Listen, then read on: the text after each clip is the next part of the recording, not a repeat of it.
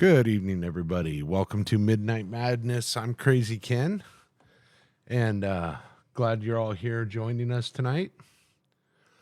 Tonight, we're going to be going over Vintage 8. This came recommended from one of you guys, Children Under the House, high res. Please make sure and give a chance to go to Vintage 8's channel, subscribe, and turn on the little notification bell so you get all of his notifications when they produce it. These guys are the reason that I get to do what I get to do. So without further ado, I guess we could go ahead and get started. So actually, let me go over this one a bit. So I've heard a little bit about this. This series is kind of unique because it's told with children's drawings. So I don't know really what to expect. I know it was highly recommended, and just from the little captions I see here, it looks really interesting. So I think we should enjoy this one. I'll do my best to explain it as we go along. And again, thank you all for being here, and let's get started.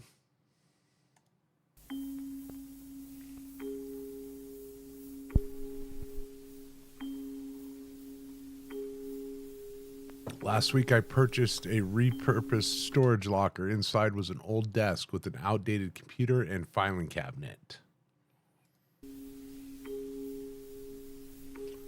The letterhead of a few loose documents read, "The office of Julia Liu."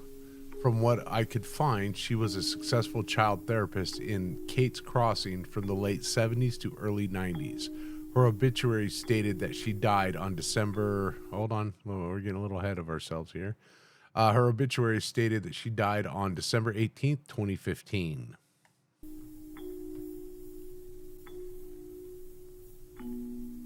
At a glance, this seemed like a typical haul. Typical, if not for the collection of VHS tapes hidden in the false bottom of a desk drawer.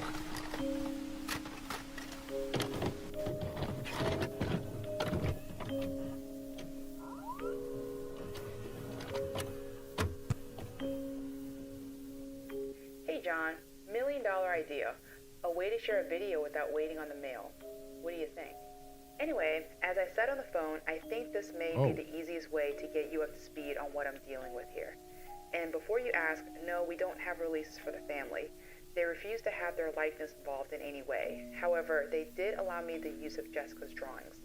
We will need to change their names when we get to the writing stage. Regardless, I think you'll be able to see why I think this will make one hell of a book. Hi, Rachel Smith. Welcome to the channel. So, prior to our first session, each member of the family was given the standard questionnaire. The results are as followed. The patient's name is Jessica Daniels. Jessica, or Jess, as she prefers to be called, is 7 years old. Normal birth, no complications, no medical issues. She's intelligent. Okay, we're seeing a little girl. Highly empathetic. Stick drawing. Look, she looks happy. The child was born in Houston, Texas, where she never had issues in school or socializing with peers or adults. Rachel, you should particularly like this one. Beautiful house. I love how it's built up on columns. And I'm sure you remember the Clarks from your time here. Sweet old couple. They own that little dive you used to drag me to for lunch. What was it? Oh yeah, the Burger Shack.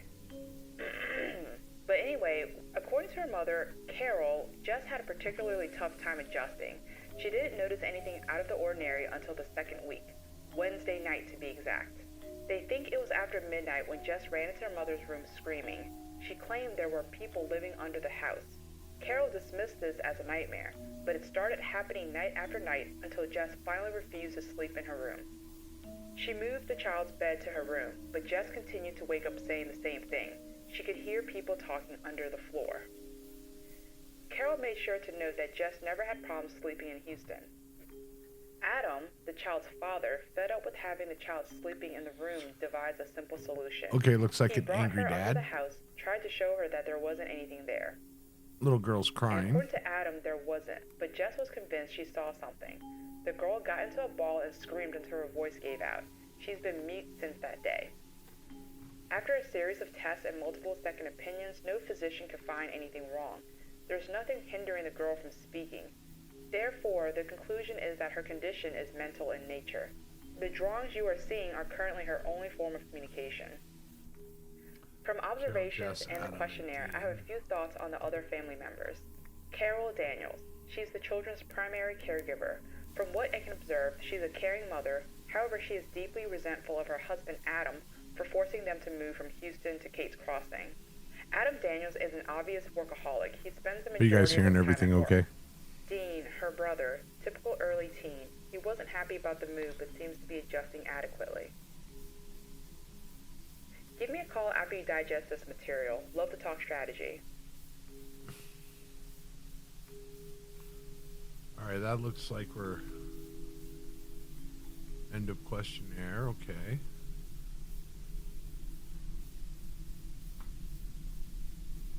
All right, so what I'm getting from this one is that family moves from Houston to Louisiana, Kate's Crossing, goes in there, she sees something in the house, something terrifies her so much that she just stops talking. I'm definitely intrigued. How about you guys? Mom, dad, take her to a therapist. Therapist, is doing their original notes. So this is all found foot. This seems to be a found footage video, where somebody purchased a storage locker and got a bunch of VHS tapes and some drawings and stuff. So this should definitely be interesting. I'm liking it already. I already like where it's going. Let's go ahead and move on to the next video. Creepy Clown Girl, hello, how you doing? Good news, Miss Daniels. Ooh, good news. Miss Daniels will allow me to tape record my voice during the sessions. I will splice in Jessica's pictures and give a general description and notes when appropriate. All right, if anybody else is out there, please share this around. Remember to share the video around. Let everybody else know we're live tonight for Midnight Madness. All right, let's go ahead and pick this up. This is episode 2.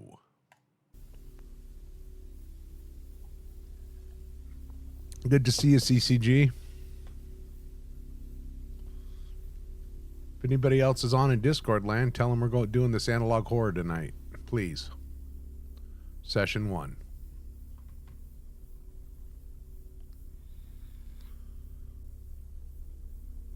Hi, Jess. My name is Miss Julia. How are you today?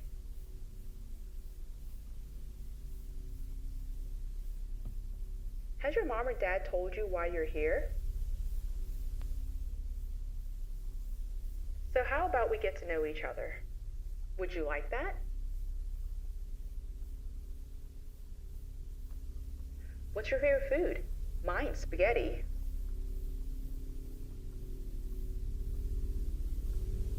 What's your favorite color? I like that one too. I'm sorry, I should be reading these. Tell me I was about your getting a little family. too into the, I was trying to make sure the sound was right. So we're going to go ahead and back that up a little bit. Would you like that? All right. Session 1. Here we go. Hi, Jess. My name is Miss Julia. How are you today? I'm okay. I'm going to be speaking for Jess. Has your mom or dad told you why you're here? To talk. So how about we get to know each other? Would you like that? Okay. What's your favorite food? Mine's spaghetti. Picture of French fries. What's your favorite color? Blue. I like that one too. Tell me about your family. That's mom cooking over a stove with a packet of hot in their hand. Dad's on his computer. Brother, blah, blah, blah on the phone, or sister. I think it's brother. And Jess with a doll missing an eye, sad. Why are you frowning? No reply. Okay, so how about you tell me who that is? Pointing to the picture of a teddy bear missing an eye. No reply. Did your mom or your dad get him for you? No. He belongs to my friend. That's very sweet. Tell me more about your friend. I want to make a note here. She stared in the corner of the room as if she was waiting for permission. She Thank then you, shook her Rachel. head in the negative. Is someone here, Jess? Is that your friend in the corner? A picture of a phantasm, it looks like, or a blur with the face. Another note. That clearly looks like a face. It appears that she has an imaginary friend. What's their name? Maybe we could all play together. Note. She would no longer participate in my questions at this point. Regardless, I thought this was a decent first session. Let's try to talk by the end of next week. End of session 1.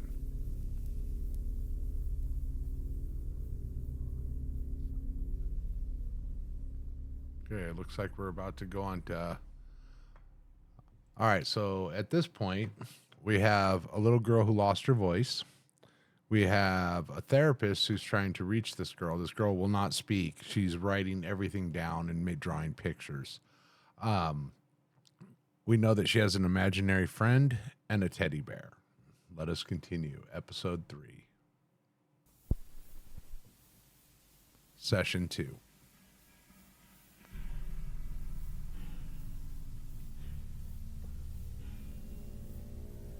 So how are you doing today?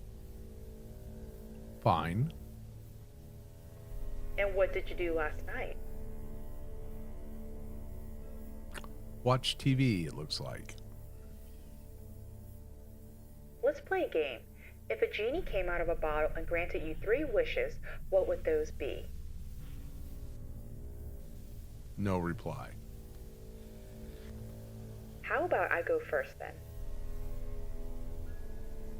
Loves the beach. To eat what I want and not gain a pound.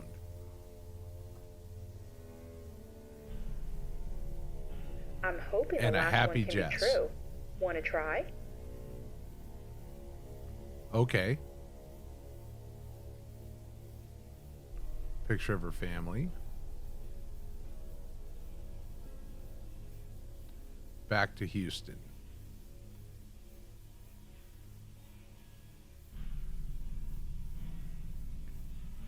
Looks like a drawing of a bunch of angels under it coming out of a house. Are these angels? Is this who you think lives under your house? Kinda. So you wish they'd leave? I wish they could. Let's talk about your friend, okay? Okay, John. Again, the girl stared into the corner of the room almost like she was waiting for permission. Is that your friend? What's their name? No reply. Would you tell me their name if I gave you a sucker? How about 2? One for you and one for them. Once again, the girl looked into the corner of the room, then shook her head yes.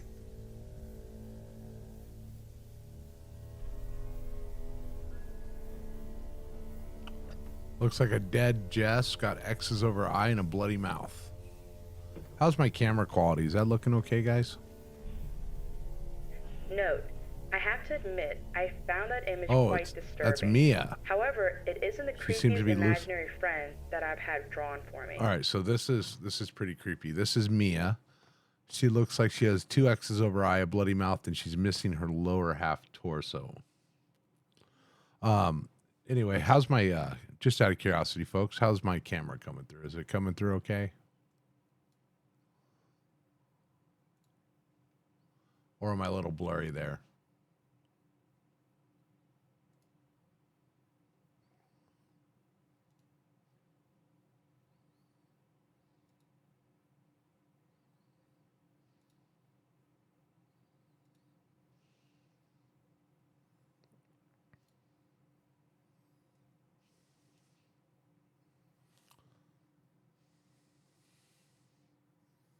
All right, let's continue. Does your friend live under the house? Yes. How many friends live under the house? 10, maybe more. Why do you think they're there? No reply. Are you still scared of them? No reply. Would you like them to go away? Oh. No, a picture frame fell off the wall. It was located That in was the good. corner of the room she claimed her friend was standing. Needless to say, it gave us both a good jump. Ha ha. That's what I'm gathering, CC. I'm thinking the little girl is a little So, too 10 to imaginary talk. friends. That child has a lot to say, but she's having trouble finding someone to say it to. Most likely the father. For homework, I'm going to try and have Dad ask questions, mirror what we're doing at home. Alright, John, I look forward to our chat Sunday. Bye. End of session 2. And sorry this tape is a little late, but I think I have rats. Something has snuck into my office and eaten all the candy.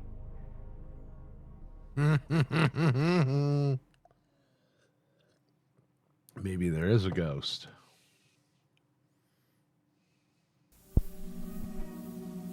Hey John, tomorrow is Jess's appointment, but I had a few Session thoughts 4 I'd like or to share, session so 3? forgive me if I start rambling.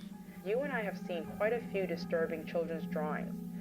But I must admit, after re-examining this drawing, I feel there is something oddly true about this image. I feel like this drawing is rooted in something the child has seen, perhaps a movie or something on the news. Maybe Dean tried to scare her, or it could be as simple as a scary story. I've even thought that maybe the imaginary children might represent friends she left behind in Houston. Maybe Maya was her best friend. Session 3.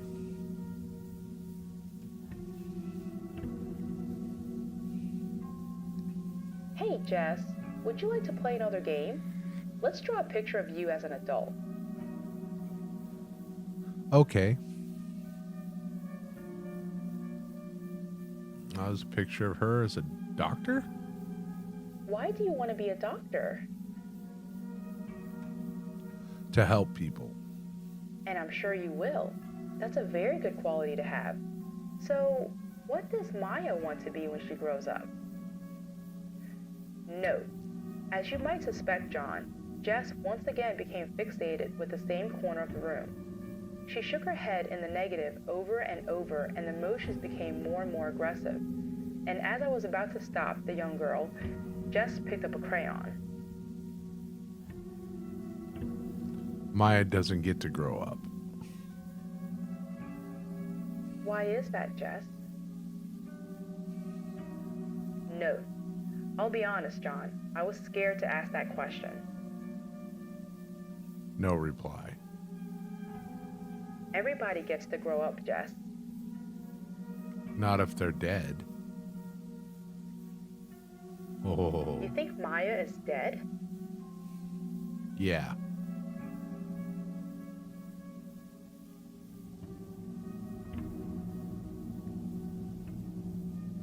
Looks like we have a car with 2 people in it and Maya in the trunk or the bed of a truck.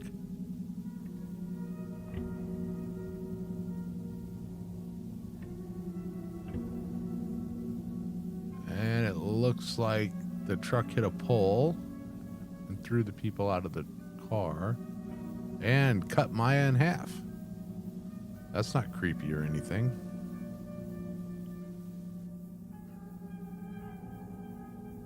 Why was she in the trunk? She doesn't remember.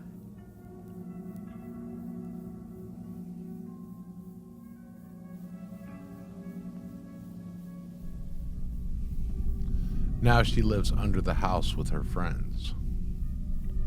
What can you tell me about her friends? They're all very sad. Aww. Only I can see them.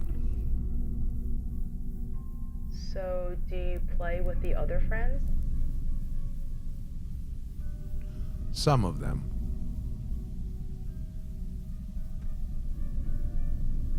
Some of them scare me. And why is that? Because they want to hurt me. And force me to live under the house. Does Maya want to hurt you? No, she protects me.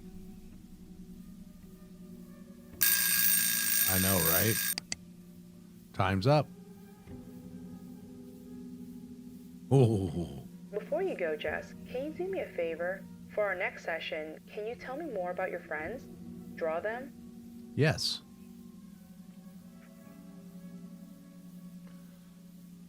By the way, they are sorry about eating the candy. Noted, I knew and it. I'm sure you will ask, I don't know how she knew I was out of candy. There was a moment she was alone when she first arrived. Maybe she peeked in the desk. That's likely it, or the child is talking to the dead. End of session 3. Oh,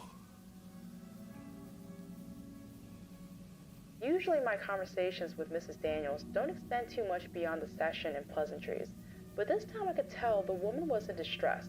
She asked quite a few questions about Maya. I of course told her that most children have imaginary friends and that I wouldn't worry. She was also very curious about the Clarks and if they had any children. Of course, as far as I know, the Clarks didn't. When I questioned her curiosity, she mentioned that they have found some old toys, such as Jess's bear, a toy truck, and a few other things. Mrs. Daniels also mentioned that Jess has been taking things and hiding them in her room as well as under the house. I'll have to ask her about this in the next session. I'll send Adam's homework after I've had a chance to go through the material. I don't expect to be too impressed.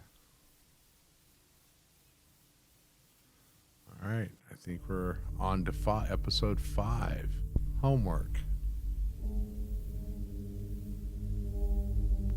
I know, right, Rachel? I told you you'd love it.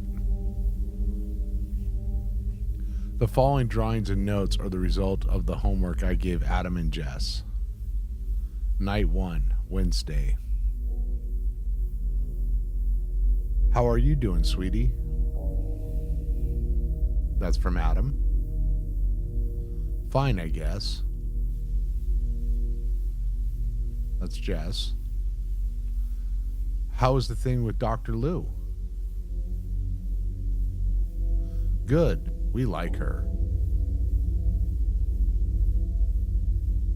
We? Mia and me. Right. Sorry, Maya. I forgot.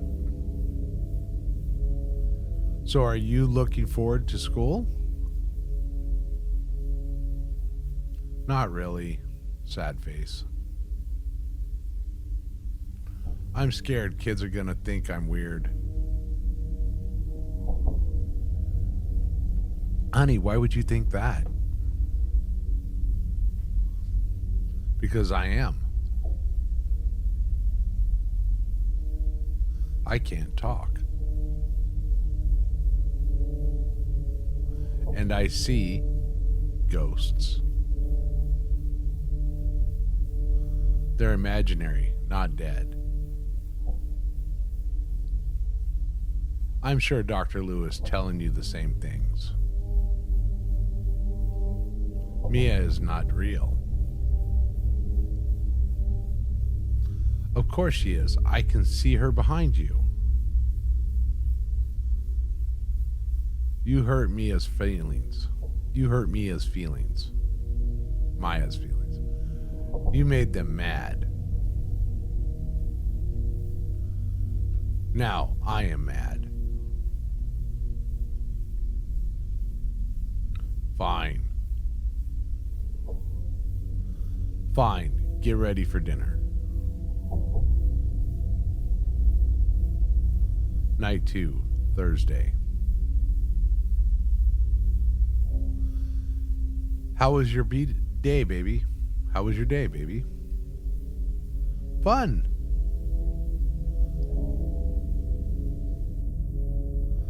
Her and Maya playing with the teddy bear in the picture.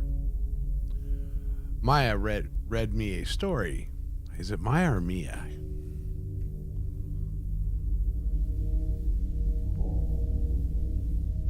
We got a picture of cut in half Maya. Very good people, and we're doing mean things to kids, possibly, the ending their life. Okay, it looks like we have other kids playing. Oh no, they're playing hopscotch. That's what it looks like. What was wrong, Dad? What's wrong, Dad? You look scared.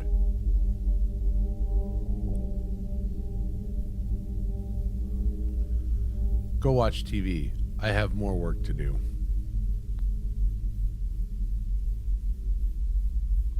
Night 3, Friday.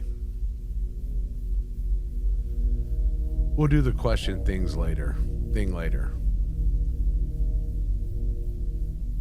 Night 4, Saturday, no homework. 5, Sunday, no homework. 6, Monday, Carol does the assignment for Adam. Dad had to work late, so we are going to do the homework, okay? This is Carol, the mom. Okay.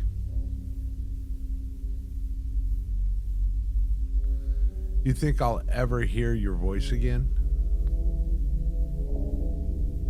I don't know. Sometimes I think about taking you and Dean back to Houston. You can't do that. They will never let me leave. I don't think they'll let any of us leave. Who?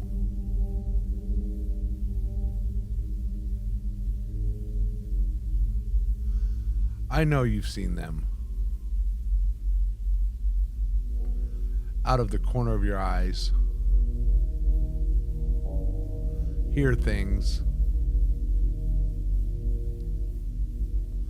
Notice things aren't where you left them.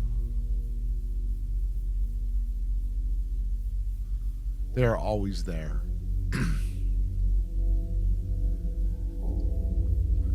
Who, baby?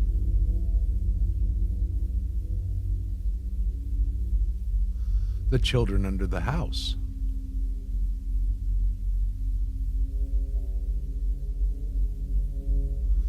Looks like it's a picture of a bunch of either the family. Yeah, it's the family. And we have all kinds of what looks like ghosts or different children that are under the house around them. We're their family now. And you can't leave family. Ooh, right? There is a lot to unpack here.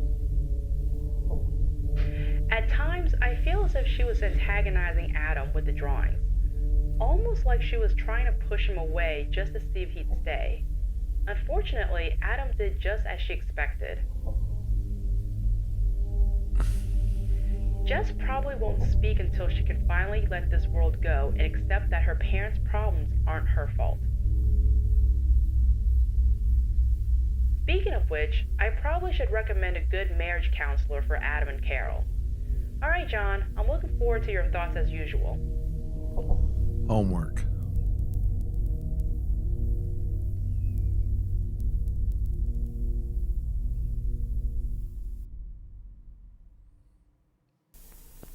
Episode 6.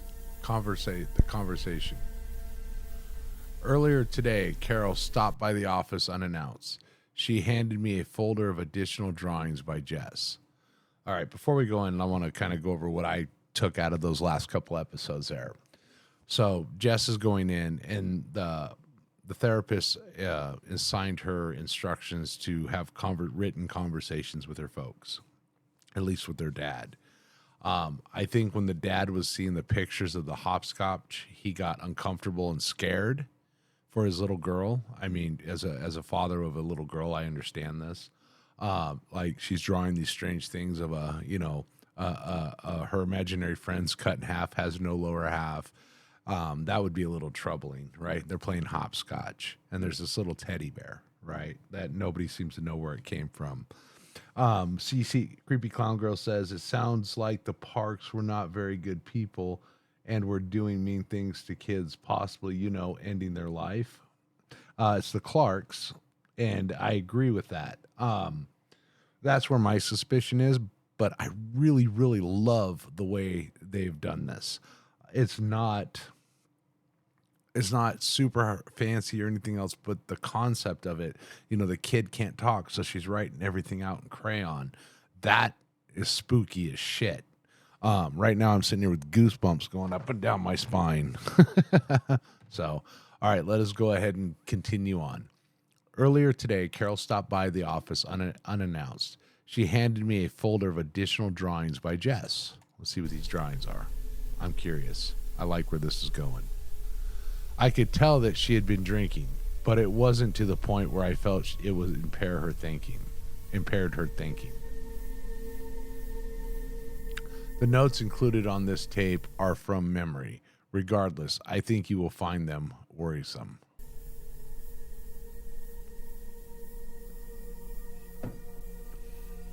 Conversation.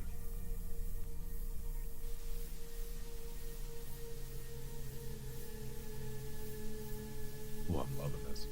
Hello, Dr. Lou. How are you? This is from Carol. Julia.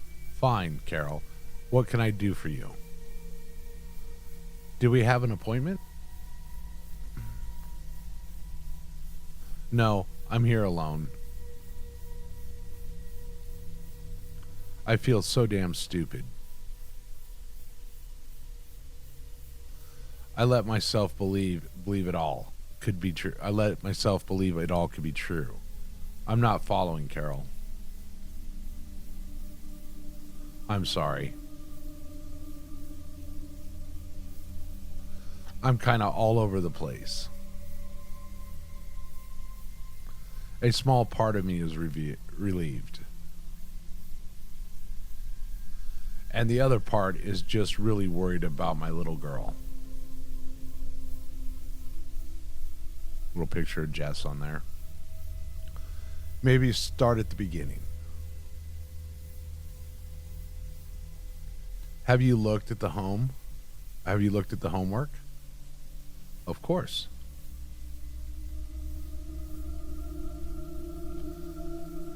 I let myself believe it, all of it. Jess seems so convinced, so sure. Ooh, we got some all the dead children under the house here, and somebody's on fire, it looks like.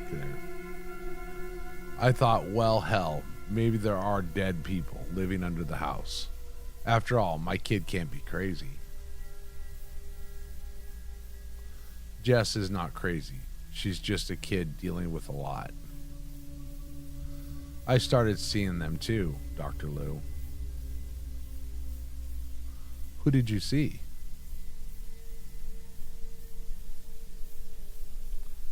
Her friends.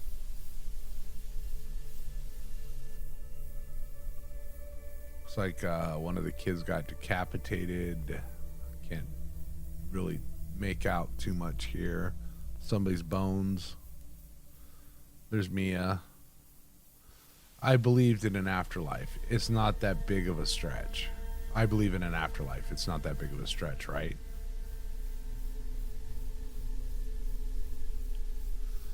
There are lots of reasons that could cause this stress. Exhaustion. My son has seen things too. Looks like some hands reaching out of the ground after the sun. Things he can't explain. He's heard Jess talking to another girl, but always finds her alone. Her and the little teddy bear again, the one-eyed teddy bear, which is funny because I had a one-eyed teddy bear when I was a kid. Here's Jess and some black arms going all over the place. You know, that bear of hers, we've thrown it away 12 times. Mr. Barnaby, and it comes back every time. So now we have the name for the bear, Mr. Barnaby. You know, I have a colleague. I think you could that could. I have a colleague I think could help. Maybe you and your husband could benefit from a session. No, I don't need that. I know all of this is just in her head. What happened? I had the whole yard dug up. Every inch.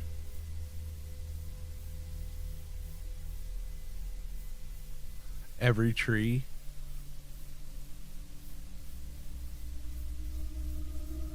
Outside the house. And now we got a picture of the house. And holes dug everywhere around the house. Whoa. And underneath,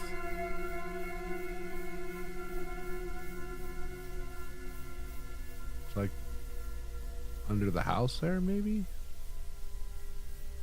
Police even brought dogs.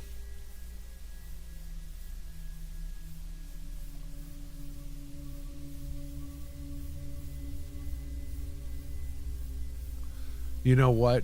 You know what we found? Nothing. Good night, CCG. There are no kids under the house. Just a box of toys and a few menus from some old restaurant called the Burger Shack.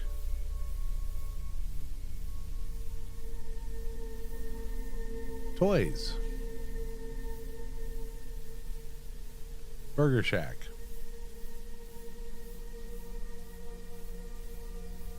Thanks for listening.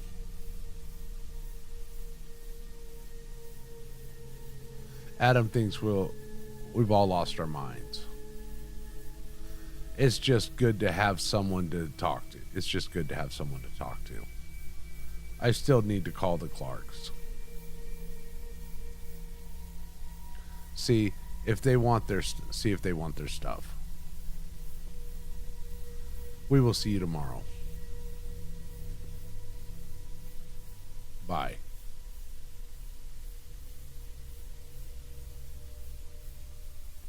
Conversation.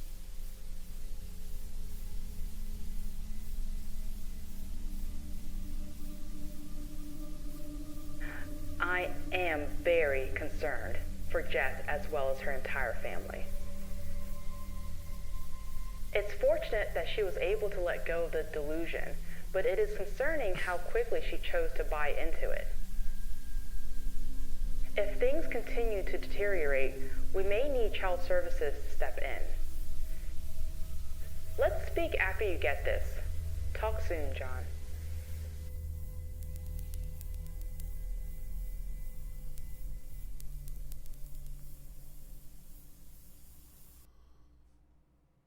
All right. Wow, everyone. That was Hi, John. pretty creepy there, huh?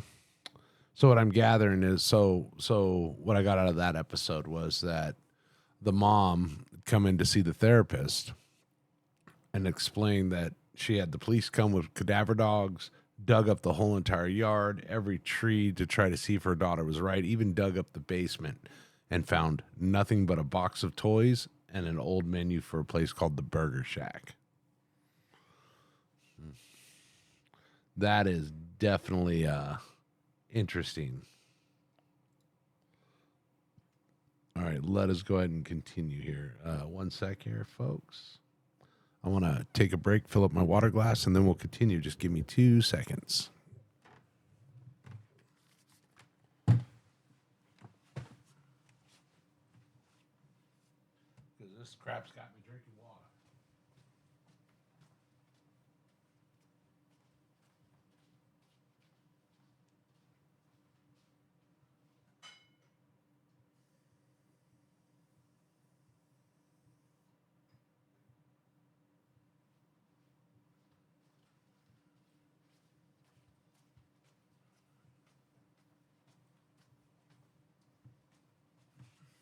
right. Let's go ahead and continue. All right. Here we go. It's a few hours before Jess's session, and I just received a phone call that absolutely made my day. Adam called and asked if I had a reference for a marriage counselor. This is an incredible step forward. I'd like to think that it was something I did, but the likelihood is Carol's recent actions have had an effect. Or at least in his own words, it's time to focus on what's important. This gives me a tremendous amount of hope. Even if they can't save their marriage, they may be able to learn how to cope and keep their problems from spilling onto Jess. Actions have had an effect.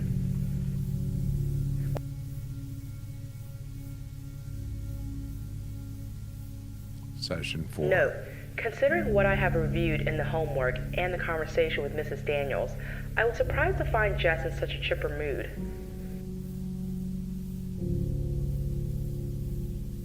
Happy Jess.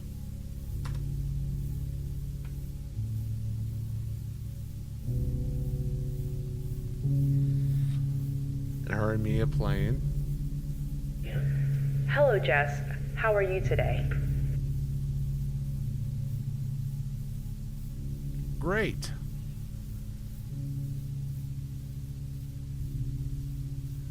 And Mia says hi too. Oh, hello, Maya. So what's Maya. new with you? Note, she opened a manila folder and handed me a note from her dad.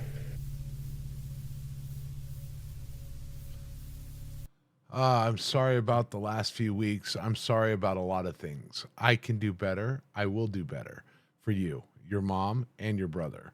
I love all of you more than I love myself, and I'm going to start showing it.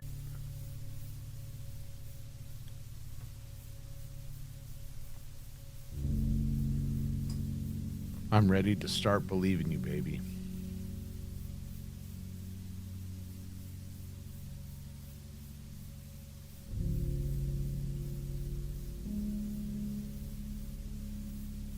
Love, Dad. Note, clearly Adam is turning a corner. I believe this will be very important in getting Jess to start speaking again. This is great, Jess. So is this why you're in such a good mood? Yeah. And Dad wants to take us on a vacation. We might go to the beach or the mountains. He said Mia can come too. Isn't that great? Of course it is. Either place sounds like it's going to be a lot of fun. I'll keep my fingers crossed for the mountains. Did you have a chance to do the homework? Yep. Mia helped. Or Maya helped. Note, John, I thought I was prepared to see what she wanted to show me. I was wrong. Looks like a burger with some balloons in the sun. Looks like Maya and the teddy bear. Brad. Looks like the other kids in the background there.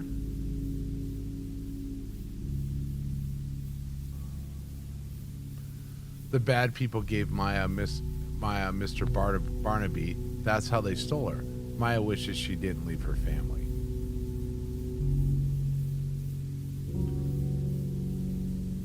Looks like somebody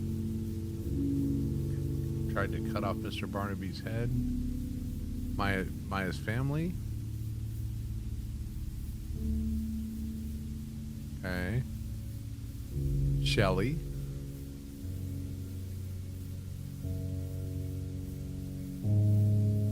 She's holding something, like a doll or something. Shelly looks like, I don't know, lines, veins. Shelly was scared until they gave her some medicine, but it was too much. Then she woke up under the house. Wendy, little balloon and a doll. Oh, this is getting sad. Now Wendy has no head. Okay. Wendy remembers being dead before she was dead, before she died. Being dead was supposed to be freedom. But it was another trap, another prison. Blue, BU, little boy it looks like, with a truck or car of some kind.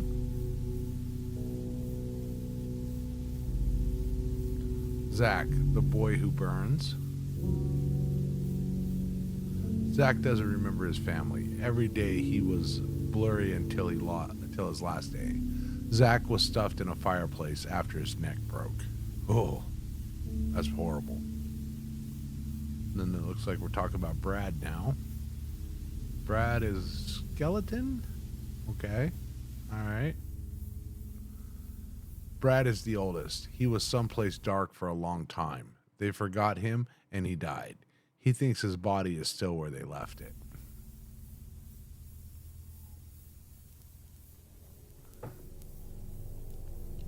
Mark?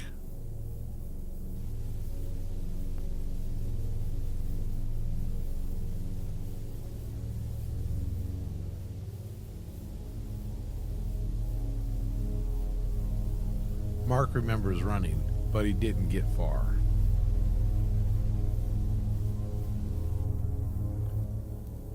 His last thing let me back that up a little bit. The last thing he remembers is a loud bang, then he woke up under the house.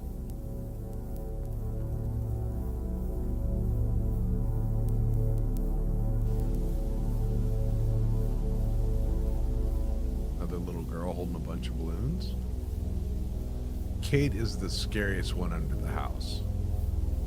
She has a hand for every hand that hurt her. Oh, wow, okay. Note, these images are coming from somewhere. I can't believe all of this is the product of her imagination. A young girl shouldn't be able to recall some of these details. So who are these people?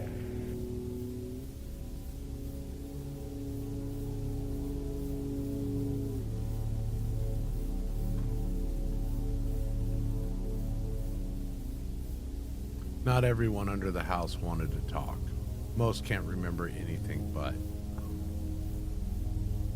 They are mad because they want to remember. Well, thank you for doing this. Will it be okay with you and Maya if I keep these? Sure.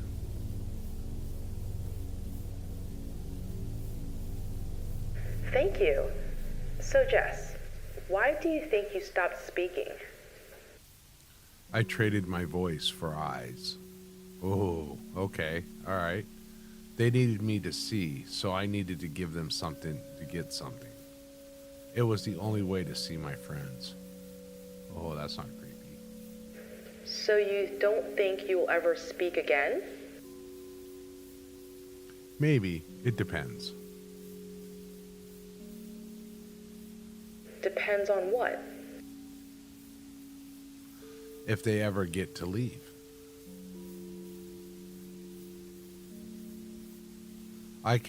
Can I ask you a question? Absolutely. You can ask me anything.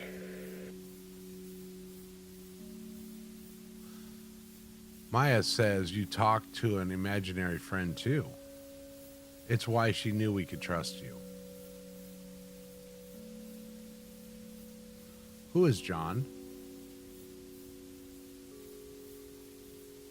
John, I've never mentioned your name to Jess or her parents. They know I'm interested in writing about Jess's case, but they don't know that I'm collaborating with another therapist. I need to think about this a little more. I'll get back to you. All right, and that's end of session 4, episode 7.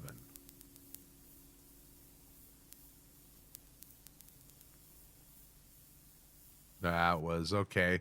So in this session, Jess came in and drew pictures and described all of her friends that she knows of under the house.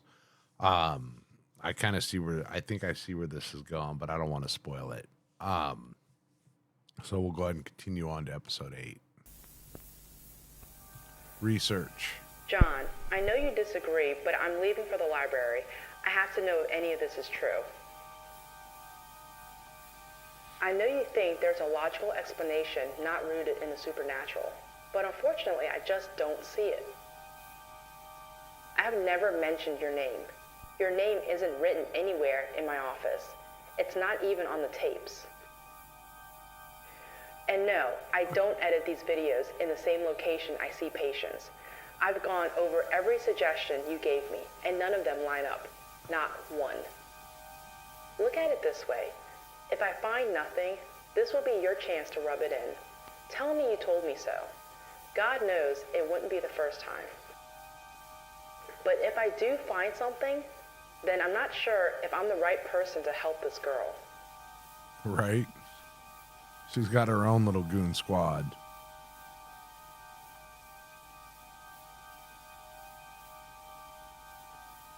It took most of the day, but after going back nearly 10 years, I found what I was looking for. Okay, what'd you find? Missing Brad Landry. Oh, shit. Please continue the search for Brad Landry 8. Ah. A skeleton boy. Have you seen this child? Zach Hardy, 9, Livingston Parish, native, missing. Police are looking for... Have you seen... police are looking for any information on Zach. Parents say he disappeared Friday afternoon while playing in the front yard alone. His mother, Cadence Hardley, said, I went... All right. This is the little boy with never found. Okay. Wendy Peterson, 8, missing. Police have no leads. Oh, okay. Good job, Vintage 8. I went to get some snacks from the concession stand. By the time I came back, she was getting into someone's van. Tom told me. Okay. Wendy. Missing her head. Another child missing. Kate Jones, 10, taken. Police baffled. Child abductions or serial killer. 10 years of missing children. 15. Oh, what did that say? 15 gone? Let's back that up. Kate Jones, 9. I didn't go back far enough. Hang on. Let's go back. There we go. Another child is missing. Police have no lead. Kate Jones, taken. Police baffled.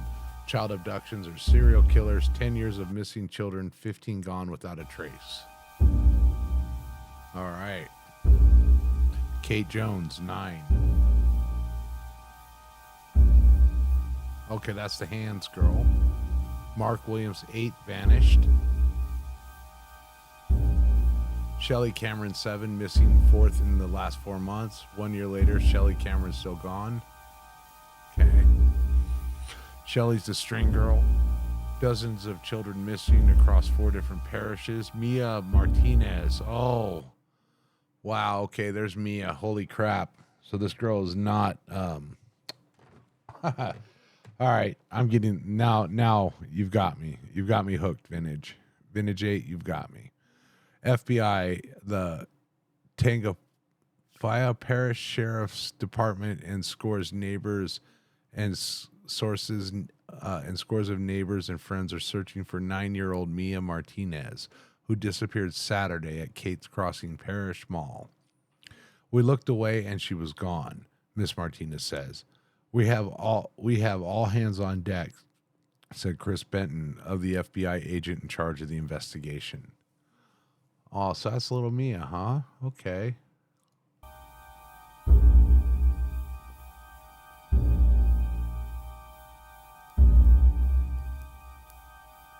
Wow. Disappeared Saturday, Chris gone. We looked away. All right, I just read that. Sad end to the Mia Martinez investigation. Body of missing girl found in the trunk of unknown criminals by Matt Jones. An accident leaving 2 dead appear to have also ended the life of Mia Martinez. The young girl has been missing since Saturday. Her kidnappers, Ralph Kemp, 43, and Jared James, 38, both frequent residents of the parish penitentiary, crashed into a light pole late Sunday night. Heavy alcohol use was likely the culprit. The young girl's body was found in the trunk of their vehicle. It is believed that the child was a victim of a child trafficking scheme. Autopsy results showed that the girl had high doses of heroin in her system. Oh, that's just sad.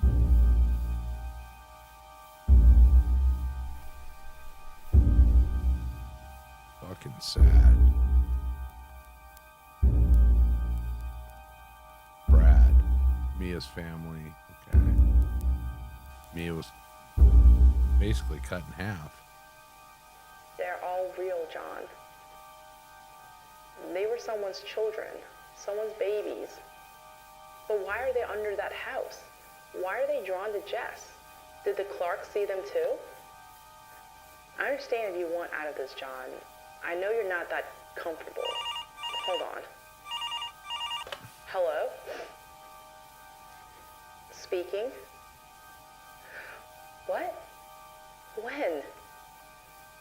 I understand. Thank you. John, Adam was just murdered. Oh, shit. Oh, shit. Dad just got whacked.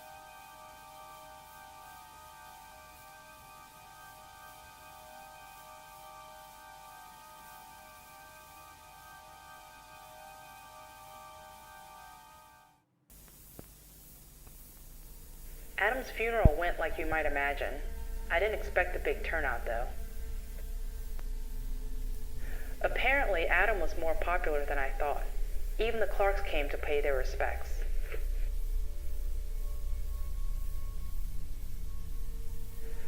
But I suppose Kate's Crossing has always been a friendly place. There's a picture of dead dad. Poor Adam probably wouldn't agree. Police said it was a carjacking gone wrong, a closed casket funeral. I don't want to know what they mean by gone wrong. Sad mom, Mia, and brother. I really feel for Carol and the kids. With everything they've already been through, I imagine the situation seems impossible. I just want to help, but I really don't know how. Okay. Carol told me in passing that they were moving back to Houston. She said Jess wanted to do one more session before they left. I should be hopeful, but I keep thinking about what she wrote in the homework. They will never let me leave. Do I show Carol the articles and beg her to stay, or let them go and hope for the best? And if they do go, how do I Hey, help as the those News poor Titans, children trapped welcome. under the house? It's just too much, John. Too much. I have a week before her session. I'm going to think it over. Session 5. We're doing Children Under the House tonight. We're on episode 9. Note, I've gone back and forth on this, but after the session, I'm going to share the articles with Carol. If it were me, I'd want to know.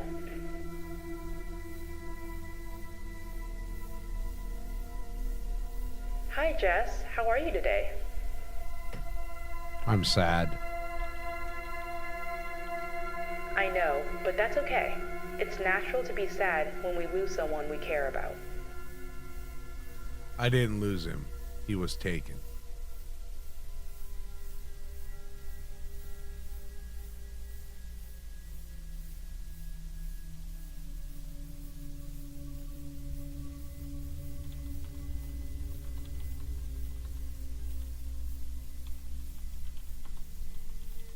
Oh my God, Jess. I'm so sorry. You shouldn't be seeing something like this. It's okay. I'm kind of used to it. Is that Shelley in the background? Yes. She liked following Dad. She said the man in the mask seemed familiar. Okay.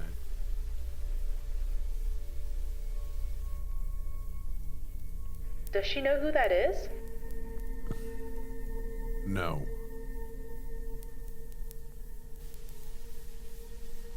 But she heard his voice before. Really? Where? She doesn't remember. Can you ask her again? Shelley disappeared a decade ago. That can't be a coincidence. She's sorry. But she doesn't remember, just pieces of things. Jess, I want you to tell your friends that I want to help them, but I need any information they can give me. Can Shelley or Maya ask the others? Anything might help. Note, she started acknowledging people in every direction. I got the uneasy feeling that this room was filled with children. That's what it looks like. I had a picture and it looks like different orbs or faces. The other children that were described earlier, maybe? Kind of see faces in there. Note, for once the young girl looked in charge. She placed her finger on her lips to silence whoever was speaking. Finally, she pointed across the room, then started writing. Food. They remember hearing people talking. It was loud, but the medicine kept it quiet. It was dark. All of them remember the dark. Some remember more faces than others. Money. There was always money. The woman was nice. She always brought food.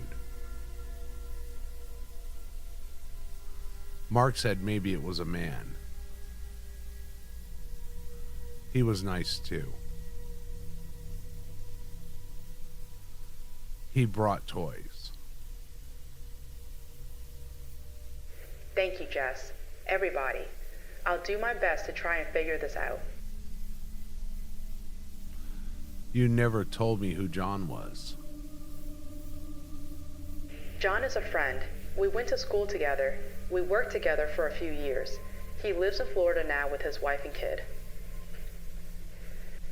And what Maya has noticed is that I send him tapes of our conversations.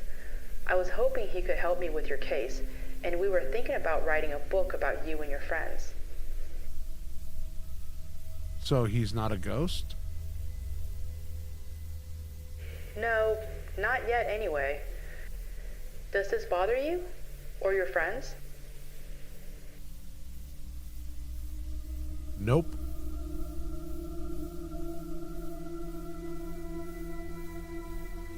Maya was hoping to meet a new ghost. Someone that could help them move on or something.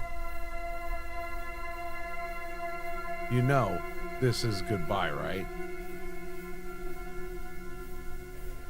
Yes, your mom told me that you were going back to Houston. I'm not going back to Houston. Why not? Because I'm going to live under the house. The ones that don't remember will never let me leave. I'm going to try and talk to your mom, okay? Thanks, but she's not going to listen. Come visit me if you can. Well, this has got my hackles up. End of session 5.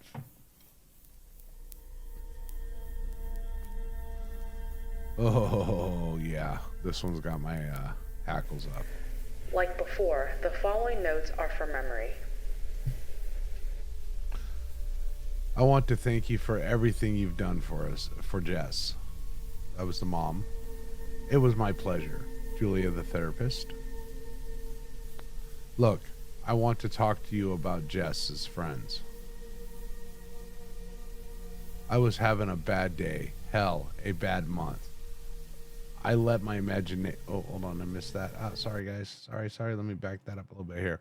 Hell, I was having a bad month. I let my imagination get away from me. Miss Daniels, they're real, and I have proof.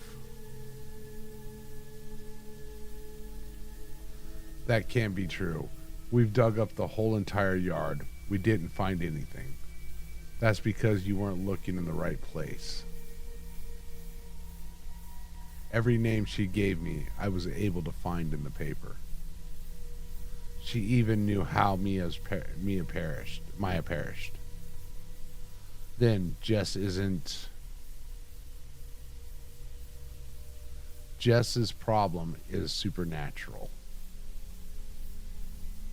Then it's a good thing we're leaving. That's what I wanted to talk to you about. I was hoping you'd consider staying. Why?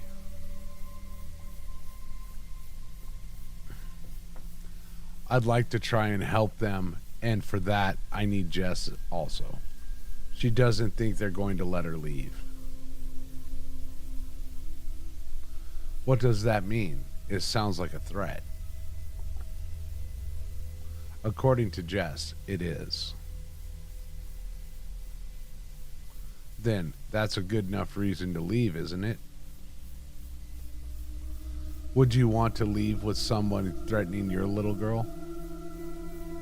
I understand, but this might cause more problems than solve. And then there's the other children. Look, I'm sorry about those children. I really am. But I have to worry about my kids first. Thanks for everything. Jess's last session was 2 weeks ago. The next day, Carol left with Dean and Jess. They didn't get more than 2 miles away from the house when Jess had a violent seizure. Jess hasn't been the same since. She no longer communicates. She just sits in the corner, blankly staring at the wall. Talk later, John. Okay. All right, so there's a lot to unpack in this episode.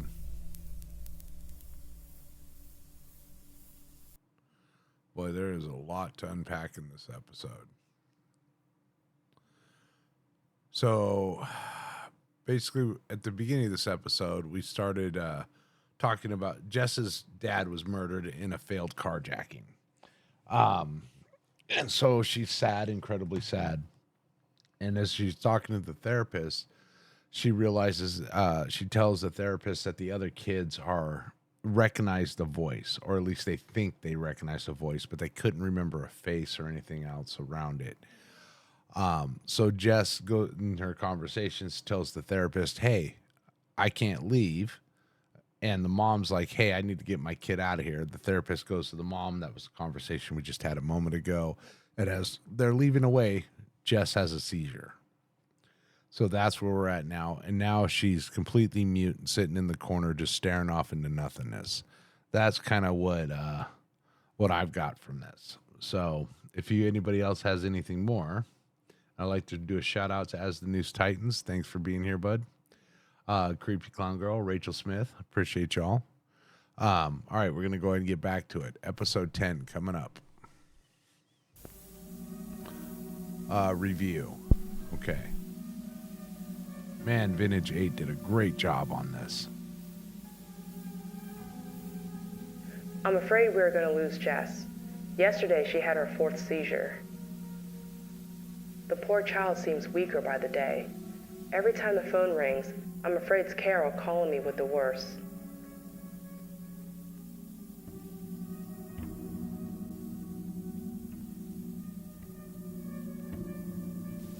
We got a picture of Jess just laying in bed.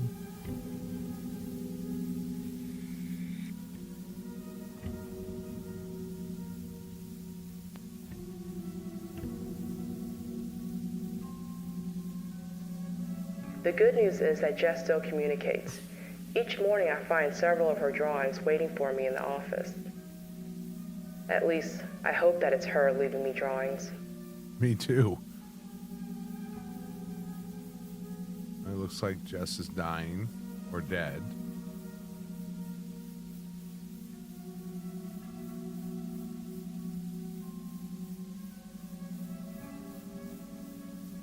Okay, looks like she's now with the other spirits. It's scary where I am. It's like another world here. It's dark and cold.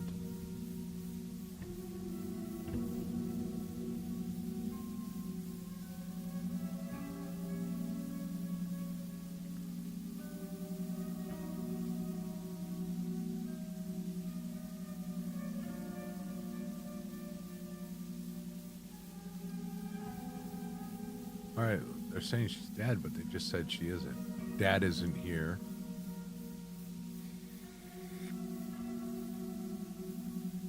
Shelley said he moved on. Dad reached out, tried to take her along, but something kept her here. Same thing keeping us all here. They are so confused. Fuck hell, I'm confused. They try to remember, but they can't. They are stuck in a loop that makes no sense. They only recognize pieces of things. Is this going to happen to me?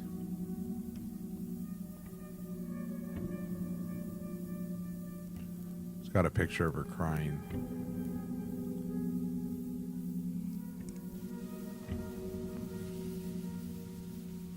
Tell Mom she can leave. I'll be okay. Oh, that's a picture of her mom crying.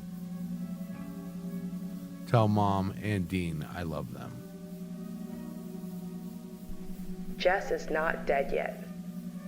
There has to be a way to save this girl, a way to get her soul back in her body. But time is running out. I called the Clarks in desperation. I was surprised they moved back to Kate's Crossing. Apparently, RV life didn't suit them. Mrs. Clark probably thought I was crazy. I can't imagine too many people who expect to get a call asking if they've seen ghost children in their home. Mark, Kate, Shelley, Brad. I gave her Maya's name. Brad, Shelley, Wendy, Mark, all of them. She was clueless. She couldn't recall anything weird ever happening in that house. I must have sounded hopeless. She asked me several times to come by their place. Said we could talk over lemonade. I, of course, declined. I just don't have the time. Hell no, I wouldn't do it. Jess doesn't have the time. I have a feeling This about is the outside Clarks. my realm of expertise. I probably should call a priest, but I've always been more comfortable behind a stack of books than kneeling on a pew. All right. The following are the notes I accumulated over 3 days of continuous Pastor research. Jesus in you. I never would have imagined that there were so many books dedicated to spirits, ghosts, demons, and the afterlife.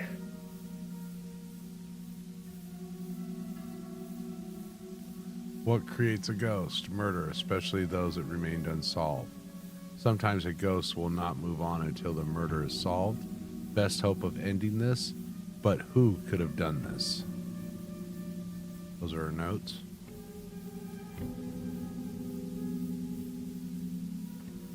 Lack of a proper burial, possible. Most of the children have never been found. 3. Time loops. Ghosts might be stuck in their last moments. Why don't they remember their last moments? Question mark. Older ghosts may remember less and less of their former lives. But what if they already...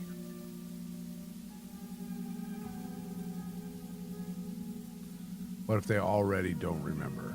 What's left? Is anything left? Emotions? Question mark. Anger. Was Jess possessed? Don't demons possess people? Can ghosts possess people? Is that the case here?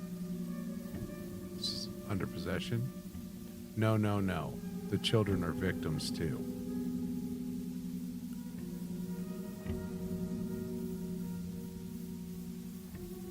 All right. What the hell am I missing? I've been racking my head for days. What am I not seeing? Too many questions. Who could have done this? What is their motive? Connection between the kids. How does Ralph Kemp and Jared James fit in? Were they the killers? Were there others? Heroin? Why are the kids under the Clark's house? What was the motive? Why was Adam killed? And what was the motive? Oh, here it is. Is it the location or Jess? Why was Adam killed? What was the motive? Maybe there's a piece of something in one of the drawings that I missed. Or maybe in one of the newspapers.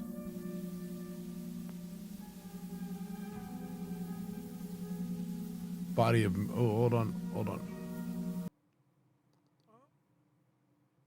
Okay. High doses of heroin in her system. We focused in on that. Drugs and drug use. Effects of heroin can cause a dreamlike state. Is that why the children don't remember? Their last memories were a drug-induced dreamlike haze. They are reliving that confusion. But why would you do this? They weren't murdered. The children were being trafficked.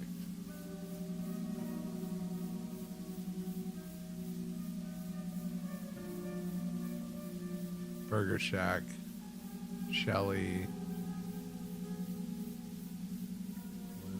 Wendy. It's like Jess said, the ghosts only see pieces.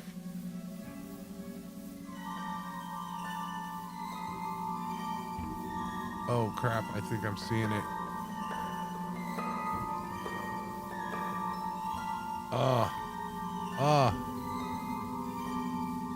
Mark, Shelly, Mark.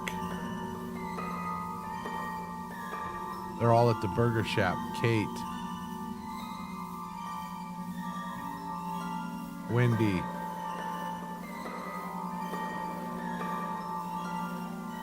It's like the Clarks in the window. Brad. Yeah, there's the... Oh, wow, okay.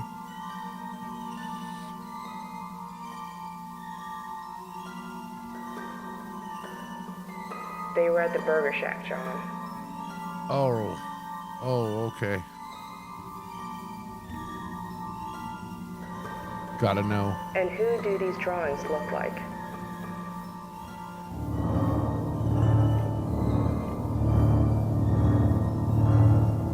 The Clarks. Oh my God, it was the Clarks. And I've told them everything. I need to go to the police. But who's gonna believe this? The Clarks are one of the most prominent families in Kate's Crossing. Who cares? And I can't believe that a child's drawings will hold up in a court of law. I need to get Carol and those kids out of that house. And I shudder to think what would have happened if I took Mrs. Clark's offer for lemonade. I'd probably be under that house too. Okay. Jesus. Hello? Sorry. Really? That's incredible news. Yes, I'll be right over. And Mrs. Daniels, I have a lot to tell you.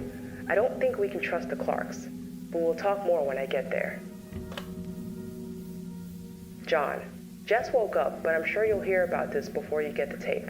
I'm dropping this in the mail as I leave for the Daniels. If I or any of us disappear, it was the Clarks. All right.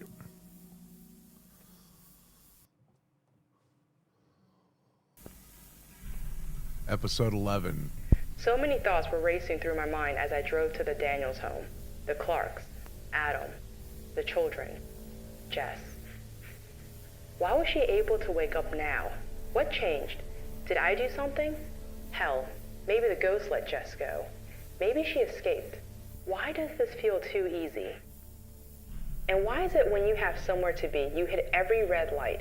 It was like something was telling me to stay away.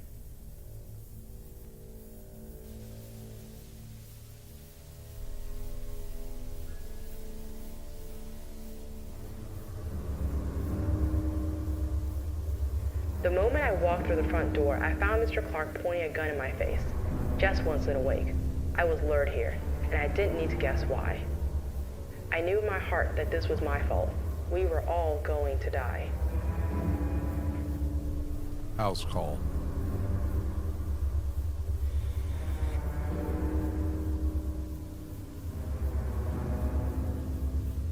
John, I know you've heard me tell this story a dozen times now, but the following drawings are Jess's account of the event. Although she was unconscious for the majority of the experience, Jess was incredibly accurate.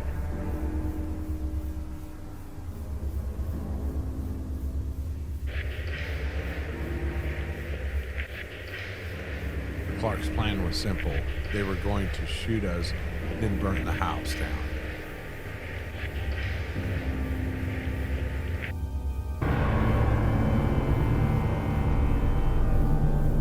You were supposed to leave after your husband died. Why didn't you just leave, Mrs. Clark?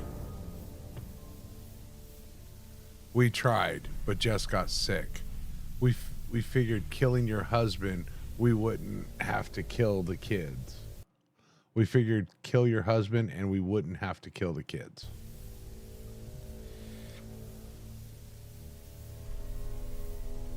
Now our hands are tied. That's Mr. Clark. Jess, I hope you can hear me because we need your help.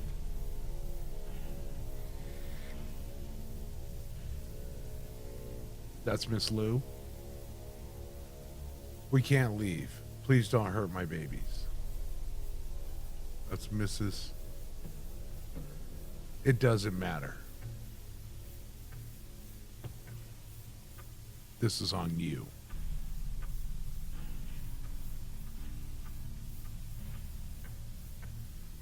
What about the other children? Were your hands tied when you kidnapped them? Hurt them?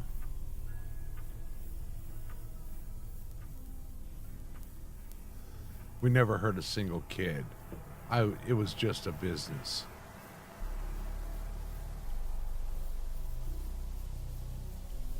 Okay, now we're getting to some truth. Tell that to the families you ruined. You might not have pulled the trigger or taken the life, but you sent them on their way. And that makes you worse? You knew what kind of monsters you were feeding them to.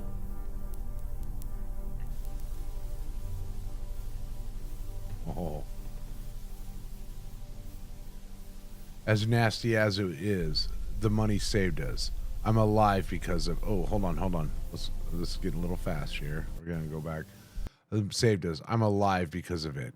I'm not apologizing for surviving. Even the devil thinks he's justified. That's cute.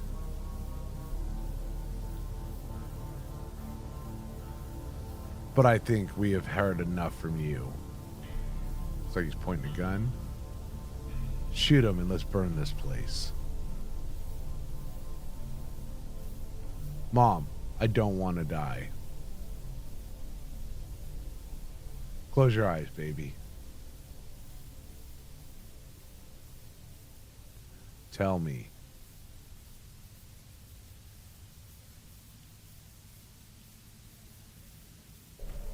Do you even remember their names? John, I knew I only had one shot to survive this. I needed the children to remember. The children were in this house with the Clarks for years, and they never made contact. I needed the Clarks to confess, admit to the crime, and if my time being a therapist has taught me anything, people want to validate their actions. You just need to know how to ask. I remember all of their names and faces.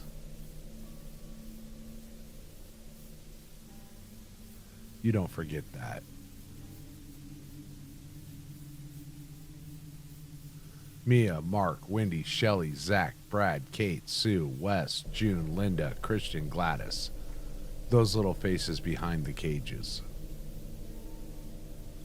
We aren't monsters.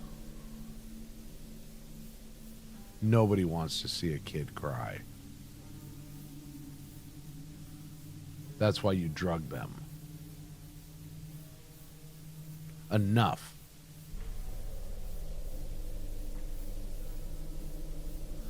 But what I can't figure is how you knew those names. We had this place scrubbed. You shouldn't have gotten that from a box of toys. Toys I thought were destroyed.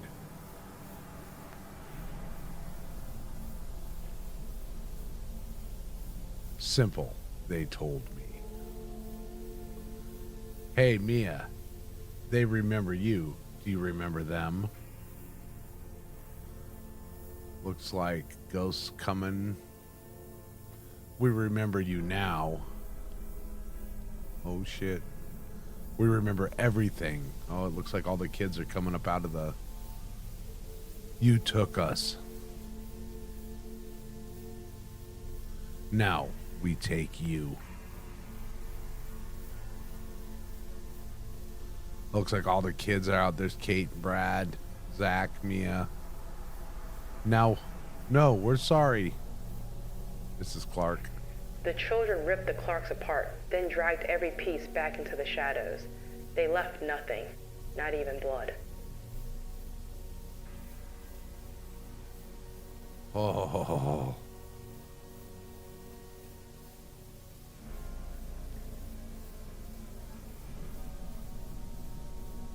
Oh yeah, pictures of them tearing them apart. After that, Jess woke up. The only thing left of the Clarks was their gun and a news story. Owners of the beloved Burger Shack missing. Police have no leads. Clark vehicle found, but police still have no suspects. Police fear the worst in the Clark's disappearance. No one will ever know what they did except us, and they will probably always be remembered as the kindly couple who owned the Burger Shack. But according to Jess, they got what they deserved. They're in hell.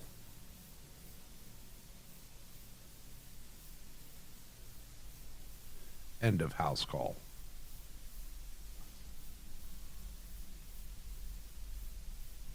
All right, I'm going to stop it right there. So, what basically happened, Dr. Lou goes over to the house to talk. The Clarks are there. She shows up. It's a trap. She gets the Clarks to confess and say all the kids' names. The kids then tear them apart and drag them to hell. That's the simplified version.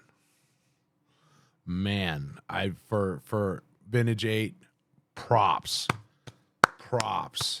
I am invested in this story. Oh my God. For using a bunch of children's and one voice and a bunch of drawings, like, crayon style drawings, man, you have got me hooked. Holy crap, this is amazing. Good job. Let's go ahead and finish this up.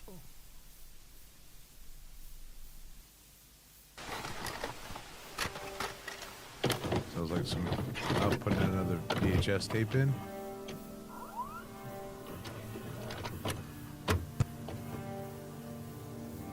Final session.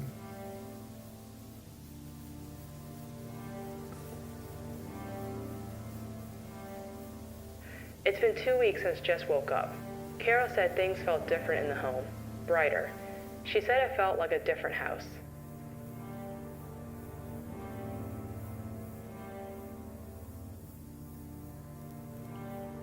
All right. Carol told me they were finally moving back to Houston. Jess had been in a great mood since, but she still has not said a word. Maybe the children took her voice with them.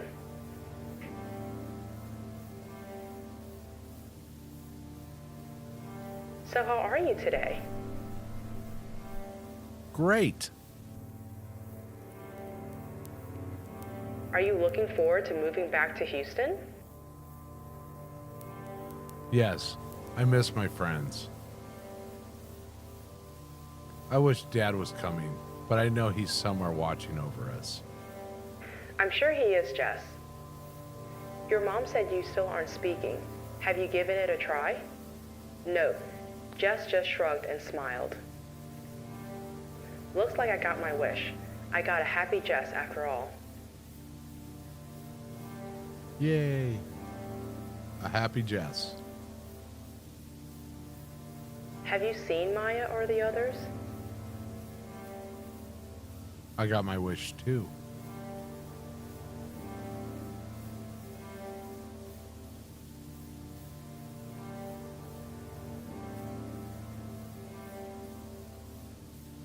They're free now.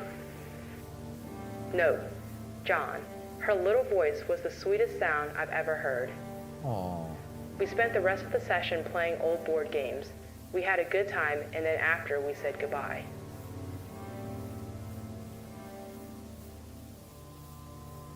Like I said, John, this would make one hell of a book, but I don't think it's a book I can write. At least not now. Maybe one day I'll come back to this case. Maybe. Besides, no one will ever believe it. I think it would be better to just let these children rest. Sorry to waste your time, John. We can talk it over when I come down for Thanksgiving.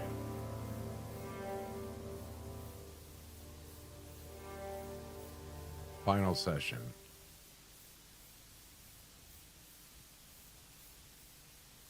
Looks like it. Is that the last one? It's been 10 years since I've looked at these tapes. I thought about destroying them, but that doesn't feel right. I followed up on Carol, Dean, and Jess. Carol has a job in some accounting firm. She never remarried. Dean went to college. He's studying finance. Jess seems to be happy. She's about to graduate and move to New York for college. Carol says she doesn't remember Maya or the ghost children. Neither her or Dean ever bring it up. And maybe neither should I.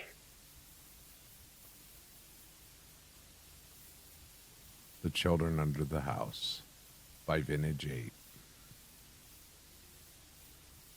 Wow. Oh.